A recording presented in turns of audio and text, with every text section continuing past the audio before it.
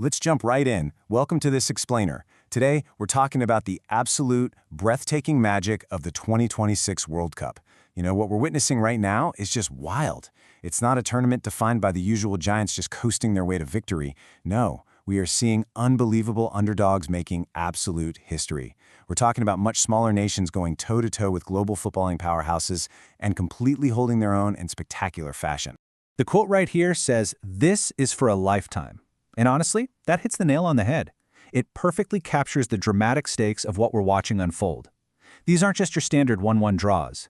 We are looking at monumental shifts in footballing history that absolutely define national pride. These are those rare stories fans are going to pass down to their kids and grandkids decades from now.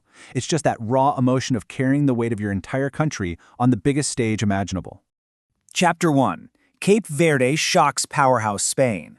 I mean, just look at these numbers. This right here is the ultimate David versus Goliath matchup. On one side, you have Cape Verde. It's an island nation with a population of roughly 500,000, ranked 67th globally, with pretty minimal funding and infrastructure.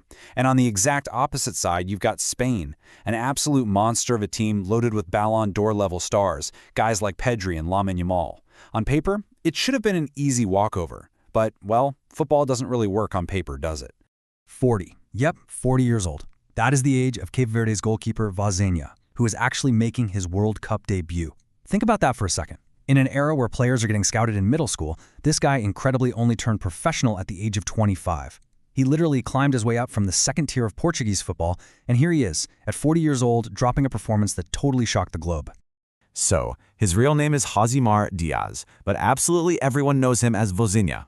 It's a nickname given to him by his grandparents, who actually raised him because his dad was in the military and his mom worked all day. Funny enough, he used to really hate the nickname. It loosely translates to voice in English, and man, that is exactly what he became for his nation. It's an incredibly emotional story, especially considering his mother couldn't even secure a visa to travel and watch him play. But for sure, his heroic performance is going to echo in the heads of football fans everywhere. 7. Vozinha produced an absolute masterclass, making 7 massive saves in his debut. Spain threw literally everything they had at him.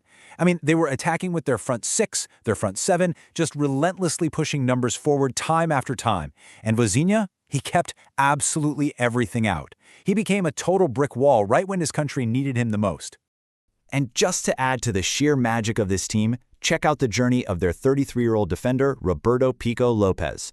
His road to the national team famously started on LinkedIn. Yeah, no joke. Step 1, he gets a message from the Cape Verde head coach in Portuguese. But since he doesn't speak the language, he ignores it, figuring it's just spam. Step 2, a whole year goes by, and the coach follows up, but this time in English. Step 3, Lopez realizes it's the real deal, accepts the call-up, and eventually ends up dropping a defensive masterclass against massive stars like Rodri and Gavi. I mean, you literally cannot write a better script than this.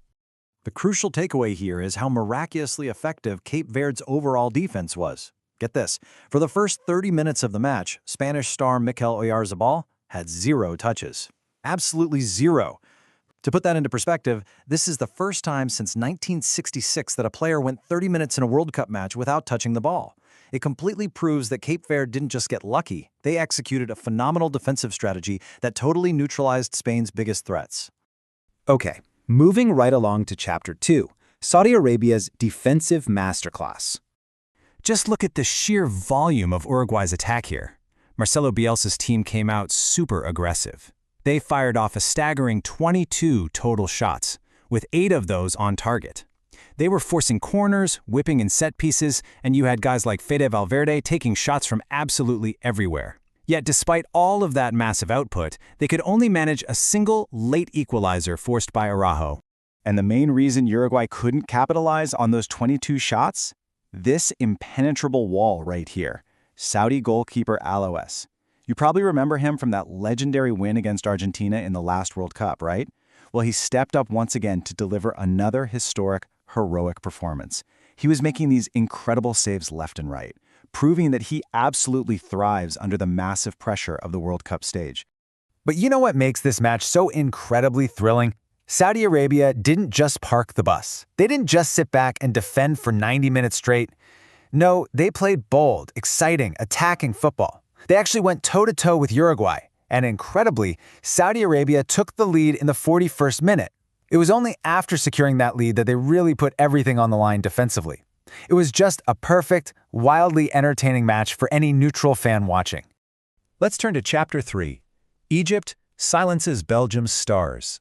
The absolute highlight of this clash was Imam Ashur's vicious, explosive goal. We are talking about pure shot power combined with perfect placement. He fired this angry, highly energetic strike right past Thibaut Courtois, who, let's be honest, is arguably one of our generation's absolute best goalkeepers. It was a massive statement goal that proved right away that Egypt was there to genuinely compete. But the real masterpiece of this match was Egypt's defensive blueprint.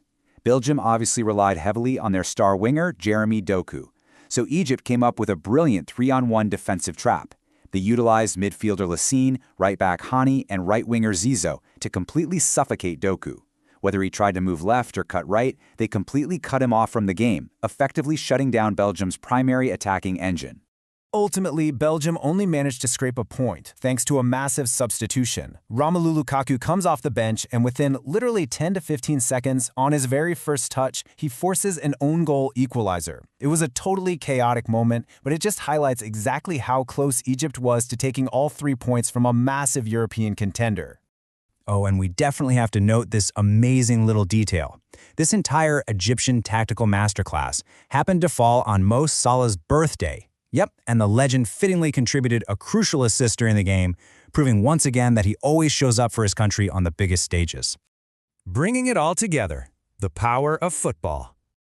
Look, as we wrap up this explainer, we have to realize this tournament isn't just about the giant footballing nations surviving and advancing. It's about emotion. It's about legacy. It's about national pride. It's about a 40-year-old goalkeeper crying tears of joy after holding Spain to a draw.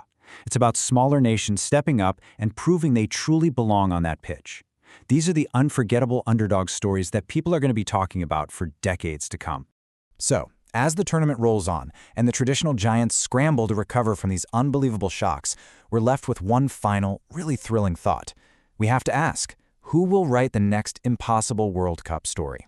Keep your eyes on the pitch, because if this explainer has shown us anything today, it's that absolutely anything is possible. Thanks so much for joining me, and I'll catch you next time as we continue to break down the magic of this tournament.